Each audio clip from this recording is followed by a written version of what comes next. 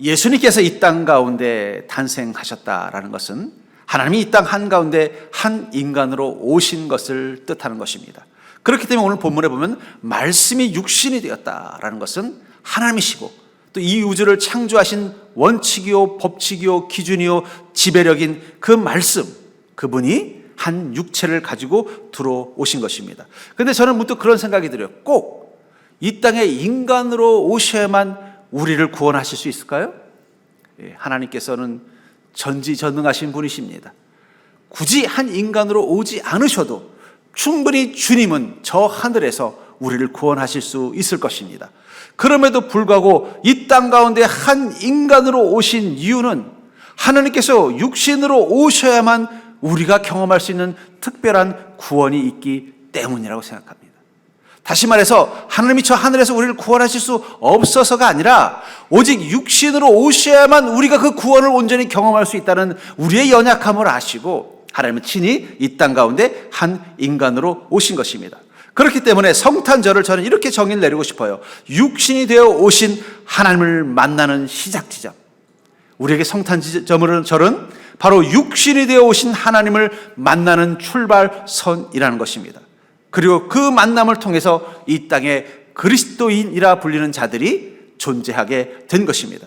그렇다면 우리는 예수 그리스도를 통해서 특별한 구원을 경험하는 인생이 시작된 것입니다. 그렇다면 사랑하는 성도님들, 여러분들이 이미 이 땅 가운데 오신 예수님을 만났다면 그 육으로 오신 그 예수님께서 우리 가운데 함께 하신다는 것이 어떤 특별한 구원을 경험하게 하는 것입니까? 전 여러분들이 그 특별한 구원을 이미 경험하고 있는 인생이라는 사실을 깨닫고 더욱더 우리 인생 가운데 오신 예수 그리스도를 기쁨으로 영접하는 믿음 되기를 주의 이름으로 간절히 축원합니다. 먼저 예수께서 육신이 되어 우리 가운데 오신 그 이유는 바로 참된 믿음의 세계로 들어가게 하기 위해서라고 오늘 본문은 말하고 있어요. 우리가 참된 믿음의 세계로 들어가게 하시기 위해서 하나님은 친히 이 땅 가운데 육신으로 오셨다는 것입니다. 14절에 보니까 말씀이 육신이 되어 우리 가운데 거하심에 우리가 그의 영광을 보니 아버지의 독생자의 영광이요 은혜와 진리가 충만하더라. 말씀이 육신이 되어 우리 가운데 거하셨다. 예수 그리스도는 어떤 분이라는 거예요? 말씀이 육신이 되어 우리 가운데 거하신 걸 뜻한다는 것입니다. 그럼 왜 우리 가운데 거하실 수밖에 없을까요? 우리는 이미 죄로, 선악과 이후로의 죄로 타락한 존재입니다. 어쩌면 아담과 하와가 이 선악과를 먹고 에덴 동산에서 쫓겨난 이 사건은 이제는 하나님, 영이신 하나님과 만날 수 없는 상황이 된 것을 의미하는 것입니다. 다시 말해서 우리는요, 이제는 영이신 하나님을 만날 수 있는, 발견할 수 있는, 경험할 수 있는 인생이 아닌 것입니다. 왜냐하면 우리는 죄로 말미암아 타락한 그 순간부터 오감 중심으로만 우리는 경험할 수 있는 자이기 때문이에요. 무슨 얘기냐? 우리가 믿을 수 있는 것은 본 것만 믿을 수 있고, 들은 것만 믿을 수 있고, 만진 것만 믿을 수 있고, 냄새를 맡아본 것만 믿을 수 있고, 맛본 것만 믿을 수 있는 자가 됐다는 거예요. 보지 못하면 믿지 못하고, 듣지 못하면 믿지 못하고, 만져보지 못하면 믿지 못하고, 냄새를 맡아보지 못하면 믿지 못하고, 맛보지 못하면 믿지 못하는 오감의 노예가 된 인생이라는 거예요. 믿으려면 어떻게 돼? 보여야 되는 거예요. 눈에 뭔가 증거가 보여야만 우리를 믿을 수 있는 거예요. 그러니까 이 사기꾼들이 제일 많이 쓰는 사기 수법이 뭐예요? 우리로 하여금 가짜를 진짜로 보이게 하는 게 사기예요. 마법이 그런 거잖아요. 저도 가끔씩 어떤 이상한 아주 특별한 마법을 행하는 사람 보면 이게 이해가 안 되는 거예요. 왜냐하면 내 눈에 보이는 건 뭐예요? 저기 분명히 사람이 있었는데 다음에 보면 어떻게 돼요? 갑자기 사람이 코끼리로 변하는 거예요. 이게 도저히 이 상식으로는 이해되질 않는데 내 눈에 뭐가 보이는 거예요? 사람이 코끼리로 변한 걸 보니까 믿을 수밖에 없는 거예요. 그러니까 믿을 수 없는 상황을 믿을 수밖에 없는 상황이 되니까 어떻게 돼요? 막 헷갈리는, 그게 마법의 힘인 것입니다. 왜 그렇습니까? 우리는 오감을 통해서만 존재를 발견할 수 있고 믿을 수 있는 죄인이 되었기 때문이에요. 그래서 도마는 예수님이 부활하신 다음에 예수님이 부활하셨다는 이 소식을 듣고 이렇게 말하지 않습니까? 요한복음 20장 25절부터 29절에 보면은 다른 제자들이 그에게 이르되 우리가 주를 보았노라 하니 도마가 이르되 내가 그의 손에 못자국을 보며 내 손가락을 그 못자국에 넣으며 내 손을 그 옆구리에 넣어보지 않고는 믿지 아니하겠노라 하니 도마가 뭐라고 말해? 아니 무슨 소리야, 무슨 부활이 어딨어? 나는 예수님께서 내 눈앞에 보여서 내가 그분의 손질을 잡아보고 진짜 옆구리에 창을 찍힌 걸 내가 봤으니까 여기에 창자국이 있는지 만져봐야만 난 믿겠다라고 말한다는 거예요. 그리고 여드레가 지나서 제자들이 다시 집 안에 있을 때 도마도 함께 있고 문들이 닫혔는데 예수께서 오사 가운데서 이르되 너에게 평강이 있을지어다 하시고 도마에게 이르시되 내 손가락을 이리 내밀어 내 손을 보고 내 손을 내밀어 내 옆구리에 넣어보라. 그리하여 믿음 없는 자가 되지 말고 믿는 자가 되라. 주님 뭐라고 말씀하시죠? 도마야, 너 손을 내밀어서 내 손을 한번 만져봐라. 너 네 손가락으로 내 옆구리 한번 만져봐라. 그래서 믿음 없는 자 되지 말고 믿는 자가 되라. 저는 여기 주님의 마음이 담겨져 있다고 생각해요. 왜 하나님은 한 인간, 육신을 가진 인간으로 오신 거예요? 만져보서라도, 눈으로 보고라도 믿지 못하는 자가 아니라 믿는 자가 되기를 원하시는 것입니다. 근데 우린 다 도마 같은 자들이에요. 봐야만 돼요. 경험해야만 돼요. 하나님이 내 눈앞에서 뭔가 기적도 보여주셔야 되고 내 인생에 뭔가 특별한 것도 허락해야만 믿는 자라는 거예요. 그런 우리의 연약함을 아시기 때문에 주님은 어떻게 하신 거예요?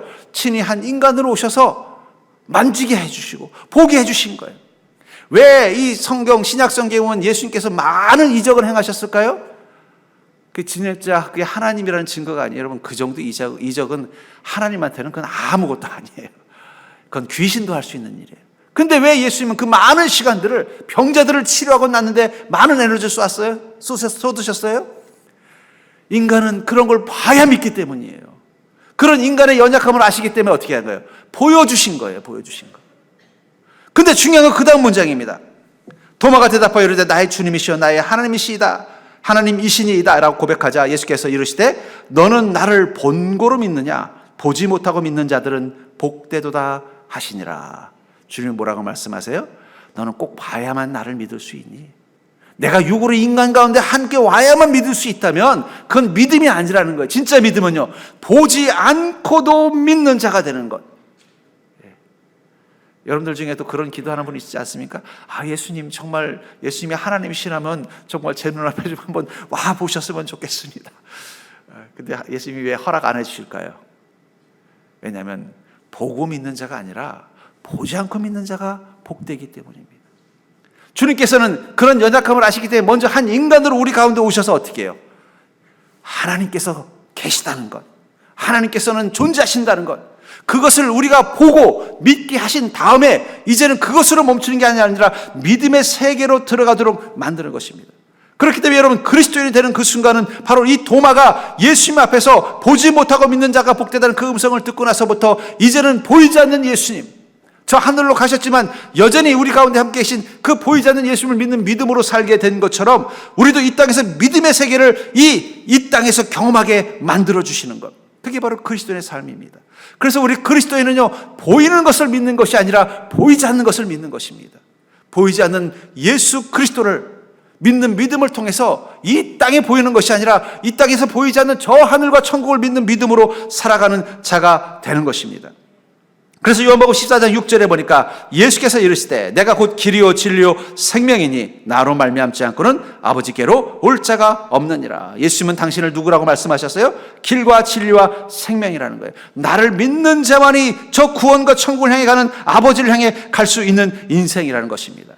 그렇다면 사랑하는 성도님들, 여러분들은 하나님이 이 땅 가운데 한 인간이신 예수님으로 오신 것을 믿으십니까? 그분을 믿는 자만이, 그분이 하나님이심을 믿고 고백하는 자만이 영생과 구원의 길을 갈 수 있다는 것을 믿으십니까? 그걸 어떻게 믿습니까? 내가 보지도 않았는데. 그럼 한번 역으로 질문해 볼게요. 여러분들 중에 이순신 장군 보신 분 한번 손들어 보십시오. 근데 여러분들 이순신 장군이 실제했다는 사실을 못 믿는 분 한번 손들어 보세요. 아니, 이순신 장군은 있었다는 건 믿으면서 예수님께서, 하나님이신 예수님께서 2000년 전에 이 땅 가운데 오신 거는 왜 못 믿습니까? 여러분들 어떻게 이순신 장군이 실제로 우리나라에 몇백 년 전에 이 땅 가운데 오셔가지고 또 위대한 나라를 구하는 위대한 일을 했다는 것을 어떻게 믿어요? 그걸 본 사람들이 전해준 거잖아요. 그 전해준 사람의 말을 듣고 역사가 또 사람들이 기록하고 전승해준 것을 믿는 거잖아요. 그렇잖아요. 여러분들 직접 노량해전 가보셨어요? 실물을 직접 보셨어요? 근데 어떻게 믿을 수 있어요? 아니, 사람들이 그렇게 말해주니까, 그걸 본 사람들이 고백하니까, 역사 속에 기록되어 있으니까 믿는 거잖아요. 근데 이순신 장군이 그런 일을 했다는 건 잘 믿으면서 왜 예수님이 하나님이시고 하나님이신 예수님이 이 땅 가운데 오셔서 우리를 구원하신 분이라는 사실은 왜 흔들리냐는 거예요. 그러니까 여러분들 우리 주변에 예수님이 뭐 하나님인 걸 어떻게 알아? 봤어? 어떻게 해? 부활을 봤어? 그러면 뭐 꼭 질문해 보세요. 그럼 너는 이순신 장군이 여기 있었다는 걸 어떻게 알아? 이순신 장군이 노량해전에서 승전했다는 건 넌 어떻게 알아? 물어보세요. 이순신 장군이 있던 건 믿는데 왜 하나님께서 이 땅 가운데 한 인간으로 온 것은 못 믿는다는 말이에요. 저는 그런 의미에서 역사 속에서 이순신 장군이 있었음을 믿는 것처럼 역사 속에서 하나님이 한 인간으로 오셨음을 믿고 그분이 바로 그 하나님이신 말씀이시라는 사실을 믿고 믿음으로 사는 것, 그게 바로 보지 못하고 믿는 자들의 복을 누리는 비결이라고 저는 믿습니다. 이제 여러분들은 믿음의 세계에 들어간 거예요. 보지 않아도 믿을 수 있는 믿음의 세계. 그러니까 여러분들이 예수 그리스도를 온전히 만난 믿음이 되면 그 될수록 믿음의 눈으로 세상을 바라보고 믿음의 눈으로 인생을 바라보면서 보이지 않는 말씀이신 하나님을 믿고 따르는 인생이 되는 것, 그게 저는 믿음의 세계라고 믿습니다. 보이는 것만 믿고 사는 이 세대 한가운데서 보이지 않아도 믿는 믿음의 세계로 들어간 여러분들의 그 길, 바로 그것을 위해서 주님은 친히 이 땅 가운데 한 인간으로 오신 것입니다. 두 번째로 예수님께서 육신이 되어 우리 가운데 오신 이유는 바로 이 땅의 주인이 하나님이심을 알게 하기 위해서 친히 육신으로 우리 가운데 오셨다는 거예요. 이 땅의 주인이 하나님이심을 알게 하기 위하여 친히 이 땅 가운데 오셨다는 것입니다. 본문의 9절부터 11절에 보면은 참빛 곧 세상에 와서 각 사람에게 비추는 빛이 있었나니 그가 세상에 계셨으며 세상은 그로 말미암아 지은 바 되었을 때 세상이 그를 알지 못하였고 자기 땅에 오매 자기 백성이 영접하지 아니하였으나. 예수님이 오신 이유를 뭐라고 말하고 있어요? 예수님은 참빛이시라는 거예요. 예수님께서 그 참빛을 세상에 비추기 위해서 오셨는데 이 세상은 어떤 것이라는 거예요? 하나님께서 주인이시고 자기 땅, 또 하나님이 지은 바 된 피조물이 있는 세상이라고 말하고 있다는 거예요. 근데 어땠다는 거예요? 영접하지 않았다는 것입니다. 참빛은 바로 주인의 다스림을 상징하는 것입니다. 주님께서 이 땅 가운데 오신 이유는 바로 이곳이 주님이 만드신 피조물이며 또 이 주님의 소유가 된 땅이기 때문에 이곳에서 주인으로서의 그 선한 영향력을 행하기 위해서 참빛으로 오셨다고 말하고 있습니다. 근데 중요한 건 우리는 그 예수님을 주인으로 받아들이지 않는다는 거예요. 그것을 예수님께서는 이 포도원 비유로 말씀하고 있죠. 마가복음 12장 6절부터 9절에 보면은 한 주인이 멋진 포도원을 만들어 놓고는 또 급한 일이 있고 중요한 일이 있어서 그 포도원을 주변의 농부들에게 소위 말하는 위탁 운영하도록 맡겨놓고는 저 먼 곳에 일을 보러 간 거예요. 하지만 자기가 만들어 놓은 그 포도원의 포도가 너무 먹고 싶고 해서 가끔씩 종을 보내서 그 포도를 몇 박스씩 가져다가 맛보고 즐거워하는 것입니다. 근데 그렇게 시간이 지나다 보니까 위탁받은 농부들의 어떤 마음이 생겼냐면 자꾸 이 포도원이 자기 것처럼 생기게 되는 거예요. 그러니까 처음에는 아이고 이런 귀한 포도원, 이 좋은 포도원을 우리에게 사용할 수 있도록 허락해 주셔서 감사한다는 마음 가지고 열심히 농사를 짓고 가끔씩 종들을 보내면 제일 좋은 포도를 박스에 사가지고 우리 주인님께 너무 감사하다고 꼭 전해주십시오 이랬었어요. 근데 시간이 지나니까 점점 어떤 마음이 생겨요? 내 것처럼 느껴지는 거예요. 그러다 보니까 어느 순간 종들이 오는 게 불편해지고 왠지 내 걸 빼앗기는 것처럼 마음이 드는 거예요. 그래서 어느 순간 때려서 쫓아내버리기 시작한 것입니다. 이 사실을 알게 된 주인이 고민하다가 이 사람들이 뭔가 오해가 생겼나 보다. 그 종들이 혹시 내 종인지 모르고 그랬나 보다. 그러면 나의 하나밖에 없는 아들을 보내야겠다. 아들을 보내서 그래도 나랑 똑같이 생겼고 또 우리 아들을 봤으니까 분명히 그때는 이 포도를 잘 포장해서 보내주겠지 하고 아들을 보냈어요. 근데 농부들은 이미 그 마음이 어떻게 된 거야? 이건 내 건데 하는 마음이 있으니까 그 아들을 보는 순간 어떤 생각을 했어요? 저 아들만 없어지면 이건 완전히 우리 게 되네? 그래서 그 아들을 죽여버립니다. 그래서 어떤 일이 났는지 이렇게 말하고 있죠. 이제 한 사람이 남았으니 곧 그가 사랑하는 아들이라 최후로 이를 보내며 이르되 내 아들은 존대하리라 하였더니 그 농부들이 서로 말하되 이는 상속자니 자 죽이자. 그러면 이 유산이 우리의 것이 되리라 하고 이에 잡아 죽여 포도원 밖에 내 던졌느니라. 포도원 주인이 어떻게 하겠느냐. 그럼 그 주인이 이 사실을 알고 어떻게 하겠어요? 화가 나서 자신의 군대와 종들을 이끌고 와서는 그 농부들을 진멸하고 포도원을 다른 사람에게 주었다라고 말하고 있습니다. 저는 이 비유를 통해서 왜 예수님께서 이 땅 가운데 오실 수밖에 없었는지를 분명히 말하고 있는 거예요. 뭐예요? 우리가 어느 순간 포도원의 이 농부 같은 마음 가지고 살고 있다는 거예요. 이 땅은 하나님의 것이고 우리 육신도 하나님이 만들어주신 피조물인데 어느 순간 내가 주인이 되어서 내가 주인이 되기 위해서 몸부림치며 살고 있다는 거예요. 그런데 갑자기 예수님을 보내서 뭐라고 말씀하시는 거예요? 아니다. 이 땅의 주인은 예수 그리스도라는 거예요. 아니, 너의 몸과 너의 인생마저도 예수 그리스도의 것이라는 거예요. 그 말을 들었던, 그 예수님이 계셨던 그 시절의 유대인들은요, 그 말을 받아들일 수 없었기 때문에 저 예수만 없어지면 더 내가 완전히 주인이 되어 사는데 하는 마음 가지고 예수님을 십자가에 못 박아 죽게 한 것입니다. 그 순간 하나님은 진노하셔서 어떻게 해요? 심판하시겠다고 말씀하시고 있다는 거예요. 결국은 9절에 그 농부들을 진멸한다는 것은 심판의 날이 임할 거라는 거예요. 그 이유가 뭐라는 거예요? 이 땅에 사는 인간들이 이 땅을 자기 것이라고 생각하는, 저는 역사를 보면서 그 생각이 들어요. 결국 모든 비극의 시작은요, 인간들이 이 땅을 자기 거라고 생각하기 때문이에요. 여러분, 대한민국은 대한민국 사람 것입니까? 저는 국경 분쟁할 때마다 왜 하나님 것 가지고 자기 땅이라고 싸우나 이해가 안 돼요. 이거 하나님 거예요, 하나님 거.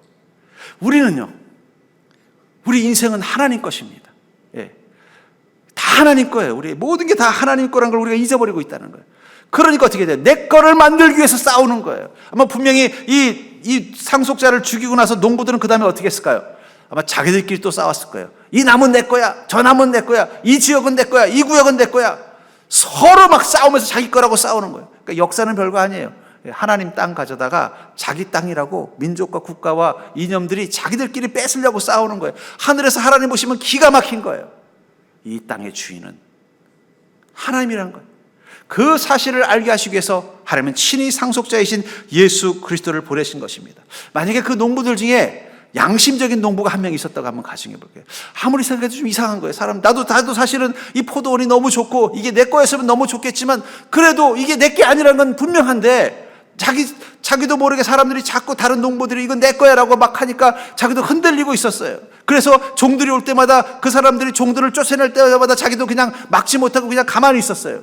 근데 오늘 이 상속자를 보내준 거예요. 이거는 분명히 부인할 수 없는 사실인데 이제는 농부들이 그 상속자를 죽이려고 음모를 꾸미는 거예요. 그랬다면 그 양심적인 농부는 뭐라고 말했을까요? 너희들 지금 무슨 짓 하는 거니? 아무리 이 포도원이 마음에 들고 이 포도원이 너에게 너무 좋아도 이 포도원의 주인이 따로 있는데 우리가 그러면 안 되지 않니? 그 이 포도원의 다음 주인이 될 이 상속자를 죽인다니 이건 말도 안 되는 일이야. 반대를 한 사람이 한 명 있었다고 생각해 볼까요? 양심적인 이 농부가 한 명 있었다고 생각해 봅시다. 나중에 주인이 돌아왔을 때 그 상속자를 죽인 이 농부들을 다 쫓아낼 때 적어도 이 양심적인 농부는 어떻게 했을까요? 너는 끝까지 내가 주인이라고 인정했으니 다음 농사를 질 때도 이곳에 와서 일하거라 말씀하시지 않겠냐는 거예요. 그게 구원입니다. 그게 구원. 그렇기 때문에 여러분, 구원에서 가장 중요한 건 뭐예요? 이 땅에 오신 예수님이 이 땅의 주인이라는 것을 인정하는 것입니다. 이 땅에 오신 예수님이 나의 생명과 나의 육신과, 왜냐하면 우리 육체도 내가 만든 게 아니잖아요. 여러분들이 스스로 육체를 만든 게 아니잖아요. 하나님이 만들어 주신 거 아니에요. 주인이라는 걸 인정하는 거예요. 아니 무슨 말입니까? 내 인생은 나의 것이지. 그럼 한번 여러분 물어볼게요. 여러분 태어날 때 뭐 갖고 태어나셨어요? 여러분 태어날 때 갖고 태어난 게 있으면 그건 여러분들 겁니다. 여러분 태어날 때 뭐 하다못해 반지라도 하나 갖고 태어났으면 그 반지는 여러분들 거예요. 근데 아무것도 안 갖고 들어왔잖아요. 근데 어떻게 이렇게 많은 걸 가지고 있어요? 그건 여러분들 게 아니라는 거예요. 왜 하나님은 이 땅 가운데 한 인간으로 오실 수밖에 없었는가? 인간들은 끊임없이 약한 농부들처럼 자신이 주인이라고 생각하고 싶은 거예요. 여러분 지금까지 여러분들의 인생을 내 것이라고 생각하며 살지 않았습니까? 그것은 바로 이 농부들이 자기가 농사짓는 그 포도원의 구역을 자기 거라고 생각하는 것과 똑같은 거예요. 거기서 얻어진 건 자기의 수고니까 당연히 내 것이 되는 것이고 거기서 누리는 건 다 내 것이라고 생각한 거예요. 근데 그걸 자꾸 달라고 하니까 빼앗기는 기분이 드니까 어떻게 돼요? 그 종들을 핍박한 것처럼 빼앗기지 않으려고 아둥바둥 살고 있는 거예요. 그러니까 여러분 세상 속에서 보면은요, 막 성공하려고 막 하고 남의 것을 빼앗아서라도 더 잘 되려고 할 때마다 그러세요. 남의 거 가지고 참 별짓을 다 한다. 이런 마음 가지시면 되는 거예요. 왜냐하면 이 땅의 모든 것은 누구의 것이에요? 바로 하나님의 것이기 때문입니다. 전 그러면서 교회와 십자가는 뭘 의미할까요?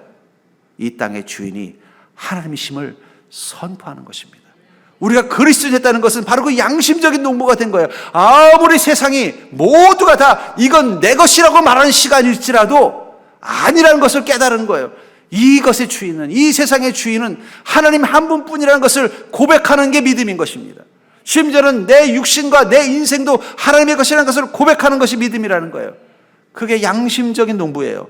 옆 사람 보고 인사해 볼까요? 양심적인 농부가 되어 삽시다. 그게 뭐라고요?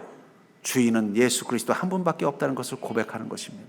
여러분들의 인생은 여러분들의 것이 아닙니다. 내 인생은 나의 것. 이건 천국의 금지곡이에요. 그 노래를 부를 수 있는 건 하나님 한 분밖에 안 계십니다. 여러분들의 것도 여러분들의 것이 아니에요. 하나님의 것이에요. 그걸 고백하는 게 신앙이라는 거예요. 양심적인 농부가 되는 거예요. 그런 농부에게 주님은 어떻게 하셨을까요? 그 포도원을 계속 누릴 수 있도록 은혜를 베풀어 주신 거예요. 저는 그게 이 땅에서 그리스도인이 누리는 복이라고 생각합니다. 그것을 위해서 우리가 해야 되는 것, 교회를 세우고 십자가를 세우고 믿음 가운데 사는 것은 다른 게 아니에요. 바로 이곳의 주인은 오직 하나님 한 분뿐이라는 것을 고백하는 것입니다.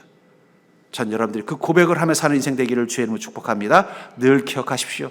이 땅에 내 것은 없습니다. 여러분들 태어날 때 가지고 나온 것 말고는 내 것이 없어요. 근데 아무것도 안 가지고 왔다면 아무것도 없는 거예요.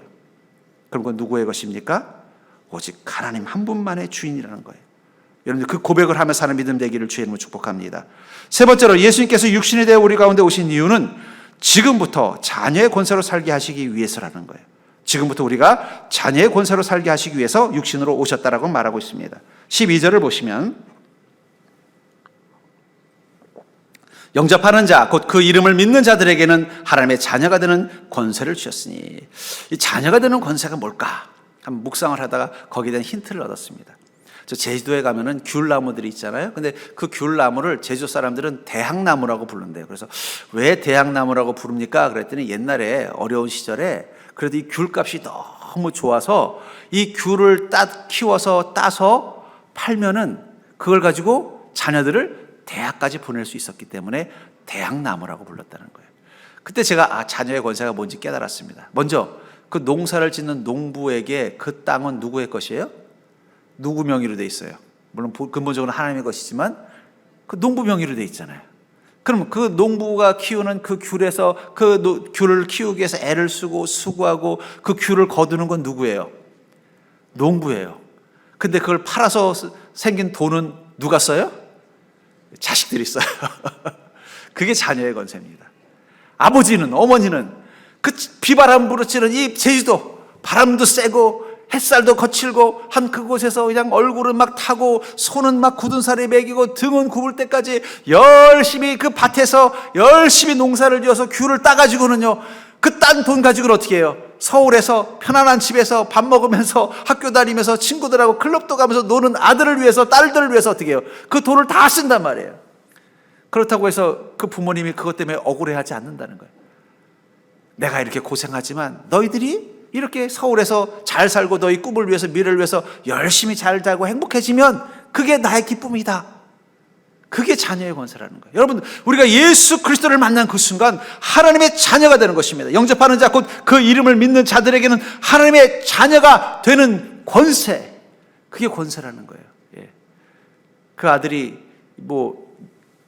귤나무 한 두세 개밖에 없는 가난한 농부의 아들이라면 서울 가서도 어떻게 되겠어요? 그냥 제일 싼 하숙집에서 알바도 해가면서 살아야 됐을 겁니다. 근데 그 아버지가 막 10,000평, 20,000평짜리 엄청나게 큰 귤밭에 주인이면 어떻게 돼요? 그 아들은 서울에서도 자가용도 끌고 다니고 좋은 집에서 편안하게 학교도 그냥 럭셔리하게 다녔을 거예요. 그렇죠? 해외여행도 다니고. 무슨 차이예요? 자녀의 권세의 차이라는 거예요. 우리의 아버지는 누구십니까? 하나님이십니다. 누구를 통해서 그 축복이 시작됐다는 거예요? 예수 그리스도를 영접하는 자, 이 땅 가운데 한 인간으로 오신 하나님을 만난 자, 그와 함께하는 자가 되는 그 순간 우리는 자녀의 권세를 누리게 되는 것입니다. 그것을 로마서 8장 17절을 또 이렇게 말합니다. 자녀임은 또한 상속자, 곧 하나님의 상속자요, 그리스도와 함께한 상속자니 우리가 그와 함께 영광을 받기 위하여 고난도 함께 받아야 할 것이니라. 이 자녀의 권세는 크게 두 가지. 하나는 하나님의 상속자로서의 권세입니다. 아까도 말했죠. 하나님의 상속자가 되는 그 순간 어떻게 돼요? 서울에 있는 아들과 딸들이 편안하게 차도 끌고 다니고 또 좋은 옷 입고 다니면서 학교 생활 편안하게 알바도 안 하고 또 때를 따라서는 어학연수도 가고 할 수 있는 모든 그런 어디서부터 용돈과 생활비가 오기 때문이에요? 제주도에서부터 송금되어져 오기 때문인 것처럼 우리가 자녀의 권세를 가지고 이 땅 가운데 사는 그 순간 우리 인생의 축복은 어디서 송금되는 거예요? 여러분, 회사에서 송금되는 게 아닙니다. 하늘나라에서도 송금되는 거예요. 그게 자녀의 권세라는 거예요. 여러분들은 이 땅에서 얻는 것으로 사는 자가 아니라 자녀의 관세를 가진 그 순간부터 저 하늘로부터 공급하는 하늘의 복으로 이 땅을 사는 기쁨을 누리게 되는 것, 그게 자녀의 권세의 첫 번째입니다. 그러니까 여러분, 그리스도인들은요, 하늘의 복으로 사는 자라는 사실을 꼭 기억하시기 바랍니다. 그러니까 자꾸 이 땅의 상황만 보면서 이 땅에서 거둘 수 있는 건 이거밖에 안 되는데, 그건 부모가 없는 자녀의 고생이겠죠. 고아라면 어떻게 되겠어요? 대학을 들어갔어도 매일매일 내가 알바를 3개씩 뛰어서 생활비 벌어야 되고, 그것도 밤새도록 어떤 일을 해서 아껴서, 그래서 또 등록금 마련해야 되고, 늘 그 고민하고 사는 거예요. 근데 여러분들 꼭 고아 같아요. 내가 수고하고 애써서 먹고 살아야 된다는 이 막 그 강박과 압박감 속에 매일매일 근심하며 사는 거예요. 근데 자녀의 권세가 생기는 그 순간부터 어떻게 돼요? 송금 받는 거예요. 송금 받는 거. 두 번째 복은요, 함께하는 복입니다. 여기면은 그리스도와 함께하는 상속자니 우리가 그와 함께 영광을 받기 위하여 고난도 함께 받아야 할 것이니라.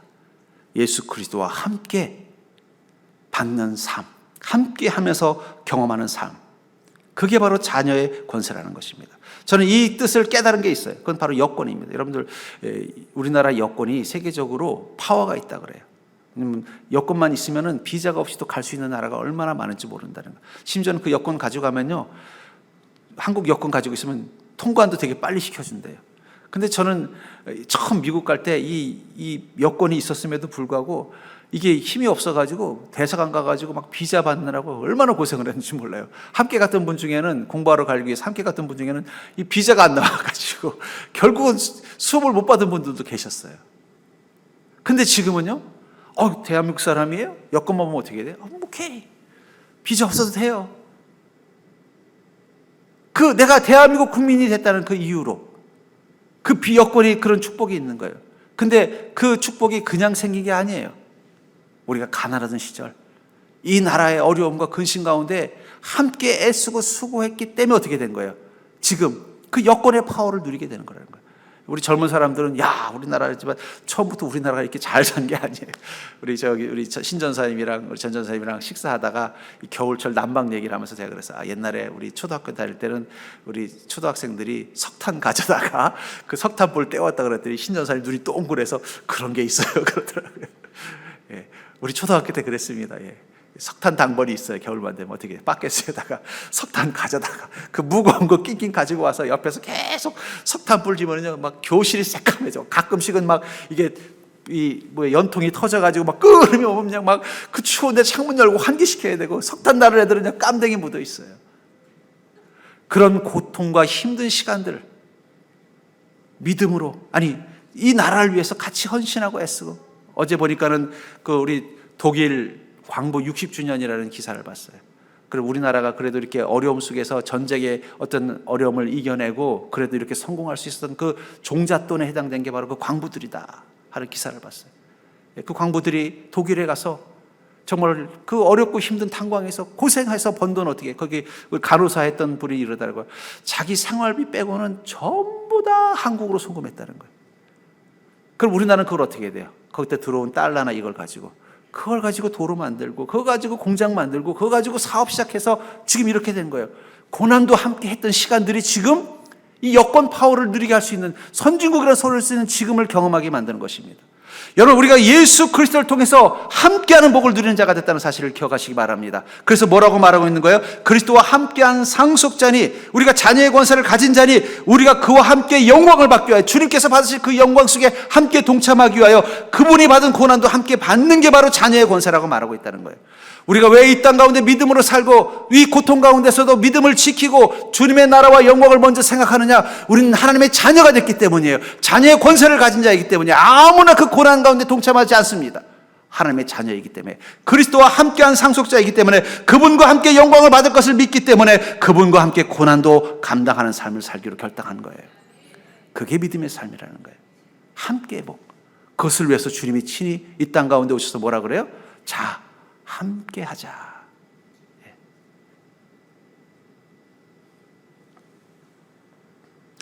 우리는 세상 사람들과 똑같이 살 수가 없어요. 왜냐하면 우리는 하나님의 자녀가 됐기 때문입니다. 우리는 예수 그리스도와 함께 상속자가 됐기 때문이에요. 그분과 함께 영광 받을 날을 소망하기 때문이에요.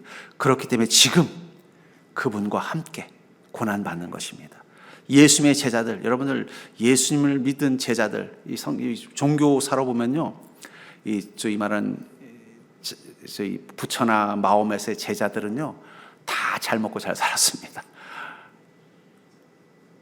근데 예수님의 제자들은요 다 순교하셨어요.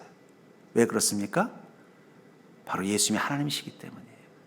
그분이 고난받는 곳에 함께 동참하기 위해서, 함께 하나님의 자녀가 되는, 그 상속자가 되는 삶을 살기 위해서 예수님의 제자들은요 다 고통받고 고난받았어요. 그것을 기뻐했다는 거예요. 그렇다면 우리도 예수 그리스도와 함께하는 인생입니다.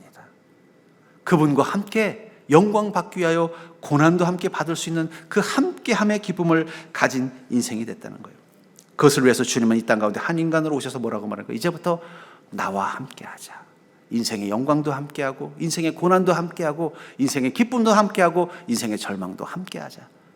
여러분, 예수 믿으면 슬픔 없고, 예수 믿으면 고통 없고, 예수 믿으면 외로움 없고, 예수 믿으면 어려움 없는 거 아닙니다. 다른 게 있다면 예수님 믿으면 예수님과 함께 고통받고, 예수님과 함께 어려움 당하며, 예수님과 함께 근심하는 것입니다. 그게 뭐가 달라요? 예수님이 함께 하시는데 그 엔딩이 어떻게 되겠어요?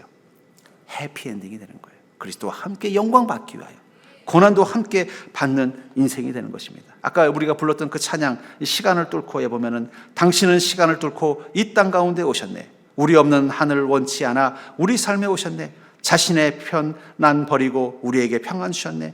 가장 낮은 자의 모습으로 우리 삶에 오셨네. 하나님이 우리와 영원히 함께 하시네. 꿈 없는 우리에게 그 나라 보여주시네. 연약한 자들의 친구가 되어주시고 힘없는 우리의 인생을 위로하시네. 예수 이곳에 우리와 함께 영원히. 여러분, 우리의 가장 큰 축복은 무엇입니까? 예수 그리스도를 만났고 그분과 함께 하는 것입니다. 전 그런 의미에서 성령님은 어떤 분이신가? 우리와 함께 하고 싶은 하나님께서 우리와 함께 하기 위하여 영으로 우리 가운데 계신 분이 바로 성령님이십니다. 우리는 성령님을 통해서 예수님과 함께 했던 제자들이 예수님과 함께 하면서 믿음의 삶, 구원의 삶, 하나님의 영광을 위해 사는 삶을 살게 된 것처럼 우리는 성령님과 함께 하면서 구원의 삶, 하나님의 나라와 영광을 위해 사는 삶으로 살게 됐다는 것입니다. 저는 이 땅 가운데 한 인간으로 오신 예수님, 왜 그분이 육신으로 오실 수밖에 없었는지 그 의미를 깨달았다면 여러분들 삶의 모든 순간순간 하나님과 함께하는 복된 인생이 되기를 주의 이름으로 간절히 축원합니다.